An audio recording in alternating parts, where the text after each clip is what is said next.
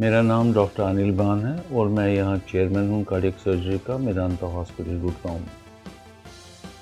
World heart day के विषय में मैं आप सबको शुभकामनाएं देना चाहता हूँ और ये भी बता दूँ कि हार्ट एक बहुत ही सेंसिटिव ऑर्गन है जिसकी देखभाल करना बहुत ज़रूरी है।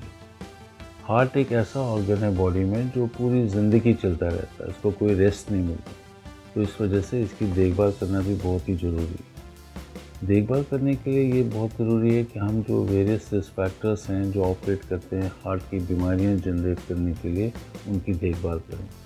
आप हैरान हो जाएंगे कि आज की डेट से हम इतने यंग पेशेंट्स देखते हैं जो हार्ट की प्रॉब्लम्स लेके आते हैं और ये बहुत चिंता का विषय है। मेन जो रिस्क फैक्टर्स रहते हैं जिनकी वजह से परेशानियाँ हो सकती हैं, एक long standing high blood pressure या हाइपरटेंशन, डायबिटीज़, इसके अलावा फैमिली हिस्ट्री होनी किसी की जो जेनेटिक बेस्ड है, bad dietary habits, sedentary lifestyle, smoking, और ये सब कई सारे रिस्क फैक्टर्स हैं। या फिर ब्लड में चर्बी की मात्रा वगैरह ज़्यादा होने की, जिसको हम डिस्लिपिडीमियाज बोलते हैं, ये सब कंट्रीब्यूट करते हैं हार्ट की तकलीफ़ों के लिए। और सबसे कॉमन हार्ट की प्रॉब्लम जो हम देखते हैं आज की डेट से, हार्ट की आर्टरीज में ब्लॉकेज होना, जिसको हम कॉर्नरी आर्टरी डिजीज़ बोलते हैं। और आप अचंभे में रहेंगे कि पिछले हफ्ते ही हमने 2 पेशेंट ऑपरेट किए हैं जिनका बाईपास करना पड़ा, जिनकी उम्र 26 और 28 साल की थी। ये उम्र तो हंसने खेलने की होती है और इस स्टेज पे you have to go through coronary artery bypass surgery is very shocking. Therefore we have to treat heart like a flower, इसको फूल की तरह ट्रीट करना है, इसकी बहुत इज्जत करनी है। और जो सारे रिस्क फैक्टर्स जिनको मैंने अभी आपको बताया है, उनको काबू में रखना बहुत ज़रूरी है। अनफॉर्चुनेटली हमारी लाइफस्टाइल चेंज होने की वजह से हमारे डाइटरी हैबिट्स भी बहुत ख़राब हो गए हैं। बहुत सारा जंक फूड खाने लगे हैं, बहुत सारा खाना घर से बाहर खाने लगे हैं, जिसकी न्यूट्रिशनल वैल्यूज़ बहुत ख़राब हैं और इसका मेजर रोल है हमारी हार्ट की तकलीफ़ों में।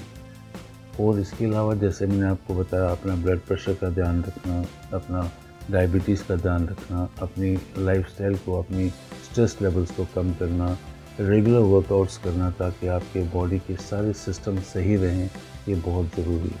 तो आज की डेट से जैसे कई सारी हार्ट की प्रॉब्लम्स हैं और जैसे मैंने बताया हार्ट की आर्टरीज में ब्लॉकेजेस सबसे कॉमन है। और आज की डेट से हमारा एक एपिडेमिक हो रखा है कॉरोनरी आर्टरी डिजीज़ का, और मोस्ट ऑफ दिस पेशेंट्स, उनको या तो किसी किस्म की मेडिकल थेरेपी चाहिए या फिर इंटरवेंशनल प्रोसीजर्स चाहिए।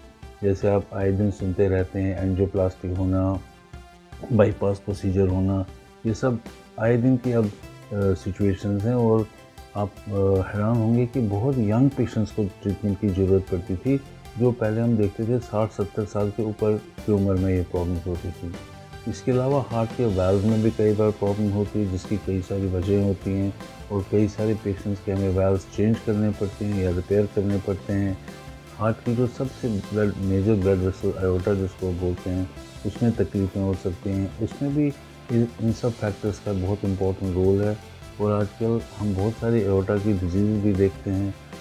इसके अलावा जो लास्ट स्टेज है जहाँ पे इसको हम हार्ट फेलियर बोलते हैं, जहाँ हार्ट की फंक्शन कम हो जाती है 10-15%, 20%, उस स्थिति में हमें कई बार बहुत ही एडवांस्ड ऑप्शंस को अप्लाई करना पड़ता है, जैसे हार्ट ट्रांसप्लांट या असिस्ट डिवाइसेस। जो ये ट्रीटमेंट मोडालिटीज़ हैं, ये बिल्कुल जहाँ पे हार्ट एंड स्टेज पे आ गया हो, वहाँ पे ये ट्रीटमेंट मोडालिटीज़ अप्लाई करती हैं।